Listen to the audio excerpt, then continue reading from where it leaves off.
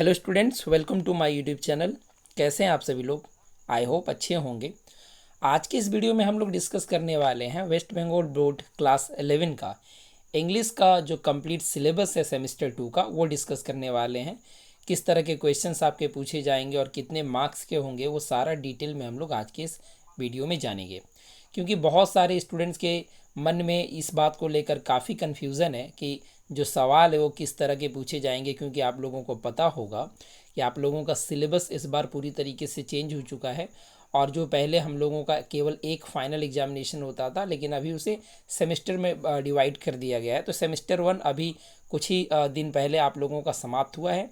और इसके बाद आप लोगों को पता है कि सेमेस्टर 2 का जो एग्ज़ाम है वो आपका लगभग मार्च अप्रैल के मंथ में आपका होना है। एग्जैक्ट मुझे डेट नहीं पता है, वो मैं देखना होगा कि डेट इसका दे दिया गया है कि नहीं। लेकिन आप मान के चलें कि मार्च या अप्रैल में आप लोगों का जो है एग्ज़ाम ये होने वाला है सेमेस्टर 2 का।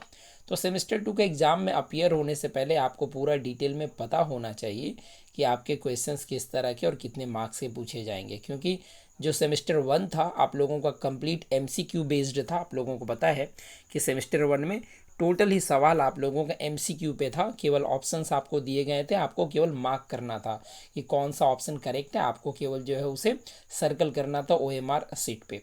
लेकिन इस बार आप लोगों को पता होना चाहिए कि कोई भी एमसीक्यू सवाल नहीं आने वाला है। ठीक है, इस बार आप लोगों को एमसीक्यू सेमेस्टर 2 में बिल्कुल भी नहीं आएगा। तो फिर सवाल ये है कि किस तरह के क्वेश्चंस आएंगे। तो आज के वीडियो में हम लोग यही डिस्कस करने वाले हैं। वीडियो को पूरा देखिएगा क्योंकि आप लोगों के लिए वीडियो बहुत इंपॉर्टेंट है। आप लोग एग्ज़ाम में अपीयर होने से पहले एग्ज़ाम के पैटर्न के बारे में जानना ज़रूरी है। क्योंकि अगर आप लोगों को पूरा पैटर्न पता नहीं होगा तब आप एग्ज़ाम में अपीयर होते समय आपको बहुत सारी परेशानियों का सामना करना पड़ सकता है। इसीलिए वीडियो को पूरा ज़रूर देखिएगा। और वीडियो पसंद आए तो उसे लाइक कीजिएगा, अपने दोस्तों में शेयर कीजिएगा।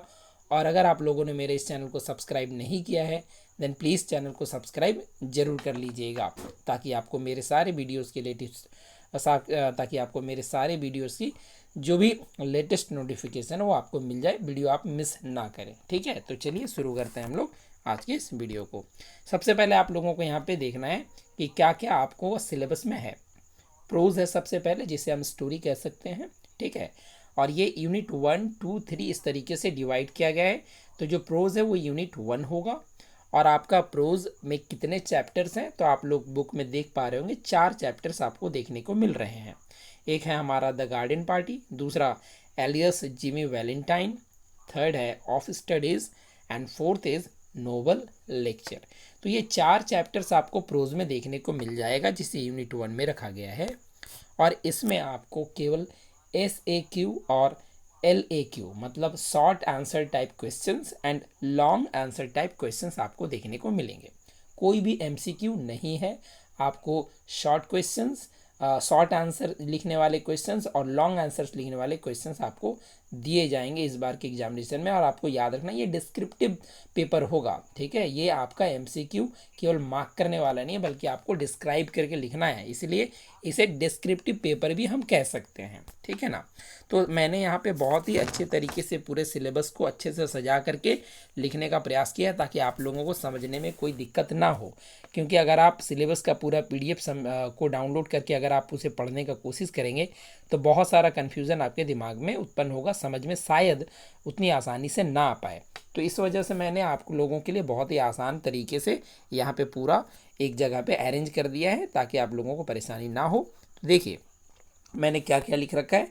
4 आपके प्रोज में चैप्टर्स हैं, ये मैंने पहले ही बता दिया। इसके बाद आपको यहाँ पे देखने को मिल रहा होगा, ये रहा क्वेश्चंस। ये M का मतलब हो गया मार्क्स एंड A का मतलब हो गया अटेम्प्ट। ओके, यहाँ पे M का मतलब आपको समझना कितने मार्क्स मिलेंगे, और अटेम्प्ट A मतलब हो गया कितने क्वेश्चंस अटेम्प्ट करने हैं आपको। ठीक है, और ये TM का मतलब हो गया टोटल मार्क्स। ओके, तो सबसे पहले अगर मैं बात करूं, जो प्रोज है 4 चैप्टर्स जिसमें आप लोगों को देखने को मिलेगा, इसमें सबसे पहले SAQ मतलब कि शॉर्ट आंसर टाइप क्वेश्चंस, जो कि 4 क्वेश्चंस आपको देखने को मिलेंगे। कितने क्वेश्चंस आपको देखने को मिलेंगे? 4 क्वेश्चंस। लेकिन आपको 4 करना नहीं है, इस 4 में से केवल आपको 2 ही सवाल अटेम्प्ट करना है। और ये 2 सवाल अटेम्प्ट करने पे आपको 2-2 मार्क्स अलॉट किए जाएंगे, मिलेंगे आपको। तो टोटल 2 क्वेश्चंस अब 2-2 मार्क्स के ये होंगे, तो टोटल हो गया आपका 4 मार्क्स, है ना, 4 नंबर आपको यहाँ पे मिल जाएगा शॉर्ट आंसर लिखने पे। देन इसके बाद आपको यहाँ पे देखने को मिलेगा LAQ, मतलब लॉन्ग आंसर टाइप जो क्वेश्चंस है, ये आपको केवल 3 ही देखने को मिलेगा एग्जामिनेशन में। 4 होना चाहिए था, क्योंकि आप लोगों को समझ में आ रहा होगा कि अगर ये 4 चैप्टर्स है तो 4 शॉर्ट क्वेश्चंस दिया गया है, तो सिंपल सा बात है कि लॉन्ग क्वेश्चंस भी 4 ही आना चाहिए, लेकिन यहाँ पे आपको 3 दिया गया है, ठीक है ना।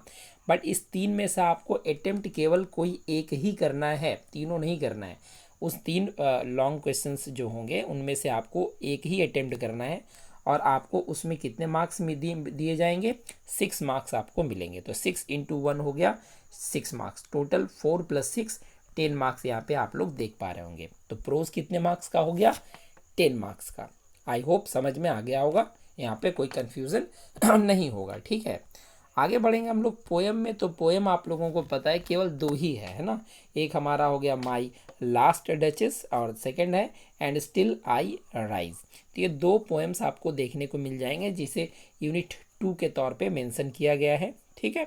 और इसमें भी आपको किस तरह के सवाल देखने को मिलेगा, इसमें भी आपको शॉर्ट आंसर टाइप क्वेश्चंस और लॉन्ग आंसर टाइप क्वेश्चंस देखने को मिलेंगे। अगर मैं बात करूँ शॉर्ट आंसर टाइप क्वेश्चंस, वो आपको 4 देखने को मिलेगा। अटेम्प्ट आपको उनमें से केवल 2 ही करना है, जस्ट लाइक प्रोज में 4 चैप्टर्स थे और 4 में से 4 ये शॉर्ट आंसर टाइप क्वेश्चंस आ रहा था। बट आपको पोएम 2 ही है, लेकिन फिर भी आपको 4 क्वेश्चंस दिए जाएंगे। लेकिन अटेम्प्ट आपको कितना करना है, मात्र 2 अटेम्प्ट करना है, और इन दोनों को अटेम्प्ट करने पे आपको 2 मार्क्स करके, मतलब टोटल हो गया 4 मार्क्स, है ना। तो 4 मार्क्स आपको शॉर्ट आंसर टाइप क्वेश्चन से मिलेगा। और अगर मैं बात करूँ लॉन्ग आंसर का, तो ये आपको केवल 2 ही दिए जाएंगे, मतलब सिंपल सा बात है कि इन दोनों में से एक एक सवाल आपको दिया जाएगा लॉन्ग क्वेश्चन के लिए, ठीक है, लॉन्ग आंसर के लिए। लेकिन आपको इन दोनों में से भी कोई केवल एक ही करना है। यहाँ पे आप लोग देख पा रहे होंगे केवल एक आपको अटेम्प्ट करना है। और कितने मार्क्स मिलेंगे आपको, तो M का मतलब मार्क्स हो गया 6 मार्क्स। तो 6 × 1 मतलब 6 नंबर मिलेंगे एक सवाल को करने में। तो टोटल यहाँ पे हो गया 6। अगर मैं इन दोनों को ऐड करूँ तो कितना हो जाएगा, 10 मार्क्स, ठीक है। तो आप यहाँ पे देख पा रहे होंगे कि पोएम भी आपका 10 मार्क्स हो गया, और प्रोज में इधर 10 मार्क्स था ही। तो प्रोज और पोएम मतलब यूनिट 1 और यूनिट 2 को मिलाकर टोटल 20 मार्क्स आपका हो गया। और आपको पता होना चाहिए कि सेमेस्टर 2 आपका टोटल 40 मार्क्स का होना है। अब और बच गए 40 मार्क्स, वो आपको कैसे और कहाँ से मिलेंगे मैं आगे बताता हूँ। तीसरा है रैपिड रीडर। रैपिड रीडर मतलब जो प्ले है आपका ड्रामा, जिसमें आप लोगों ने ये मैकबेथ वगैरह पढ़ा था, मैकबेथ ऑथेलो, उसी में आपको ये देखने को मिलेगा रैपिड रीडर में। ये यूनिट 3 में, इसमें आपको 3 देखने को चैप्टर्स मिल जाएंगे। एक हमारा हो गया द घोस्ट ब्राह्मण, दूसरा देखने को मिल रहा होगा अ घोस्टली वाइफ, और third is the man who wished to be perfect. तो ये 3 चैप्टर्स में से आपको शॉर्ट आंसर टाइप क्वेश्चंस बिल्कुल नहीं आना है। रैपिड रीडर से आपका शॉर्ट आंसर टाइप क्वेश्चंस नहीं पूछे जाएंगे, और MCQ तो है ही नहीं इस बार। सेमेस्टर 2 में MCQ का कोई सवाल ही नहीं है, आपका सेमेस्टर 1 में ही केवल था। और शॉर्ट क्वेश्चन और लॉन्ग क्वेश्चन है, लेकिन रैपिड रीडर से आपको शॉर्ट आंसर टाइप क्वेश्चंस भी नहीं देखने को मिलेगा, केवल लॉन्ग आंसर्स लिखने को आपको देखने को मिलेगा, जिसमें से आपको 3 चैप्टर्स में से 3 सवाल आएंगे, लेकिन आपको उनमें से कोई एक ही अटेम्प्ट करना है। और इसमें आपको 5 मार्क्स मिलेंगे, 5 मार्क्स आपको मिलेंगे, ठीक है। जहाँ मैं बात करूँ प्रोज और पोएम का, वहाँ पे आपको 6 मार्क्स मिल रहे थे लॉन्ग आंसर टाइप क्वेश्चंस के लिए। वहीं अगर मैं बात प्ले का करूँ तो इनमें आपको 5 मार्क्स मिलेंगे अगर आप आंसर करते हैं तो, ठीक है। तो 20 और इधर 5 हो गया 25। अब आगे हम लोग आते हैं यूनिट 4। यूनिट 4 पे मैं आप लोगों को, ये रहा यूनिट 4, यस, ये रहा,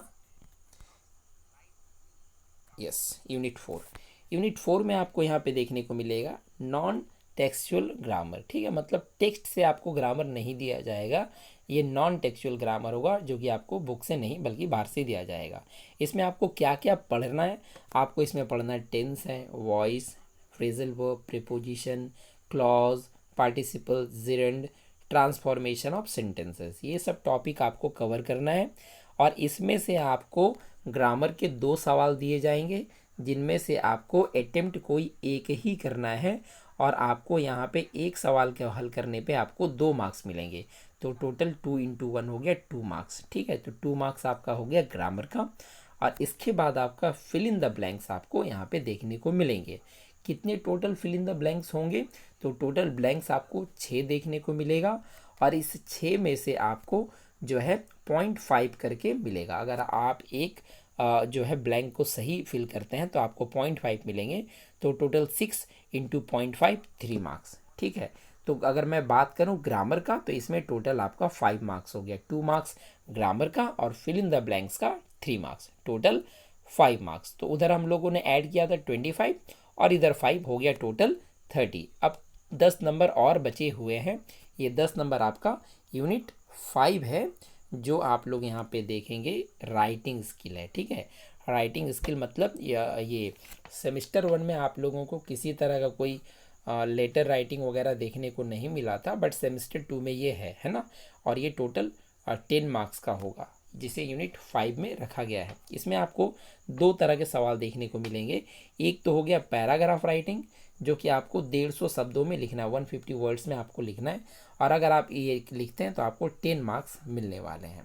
और अगर आप ये नहीं लिखना चाहते हैं, पैराग्राफ नहीं लिखना चाहते हैं, तो इसके जगह पे आपको यहाँ पे और लिखा हुआ है, मतलब अथवा अगर आप पैराग्राफ नहीं लिखना चाहते हैं देन आप फॉर्मल लेटर, मैं थोड़ा सा इसे ऊपर कर दूं, हाँ, फॉर्मल लेटर लिख सकते हैं जो कि 75 वर्ड्स में होगा।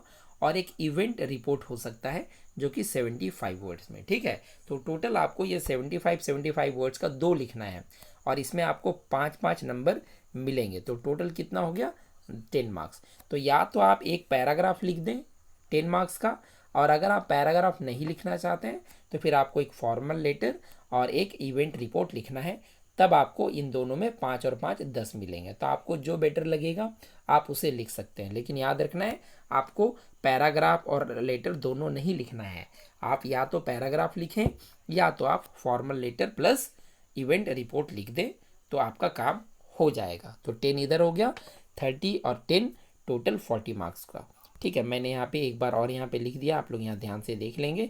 Pros 10 marks, poem 10 marks, play 5, grammar 5 and writing skill 10। Total हो गया 40 मार्क्स का आपका सेमेस्टर 2 जो है ये होना है। ठीक है, सेमेस्टर 2 टोटल 40 मार्क्स का आपका होना है। तो पूरा सिलेबस मैंने आप लोगों के लिए बहुत ही आसान तरीके से एक जगह पे कंबाइन करके समझाने का कोशिश किया। आई होप कि आप लोगों को ये पूरा डिटेल में समझ में आ गया होगा। और अगर आप लोगों को ये समझ में आ गया तो अपने दोस्तों में ज़रूर शेयर कीजिएगा, और वीडियो को अभी तक लाइक नहीं किया तो प्लीज़ लाइक कर दीजिएगा।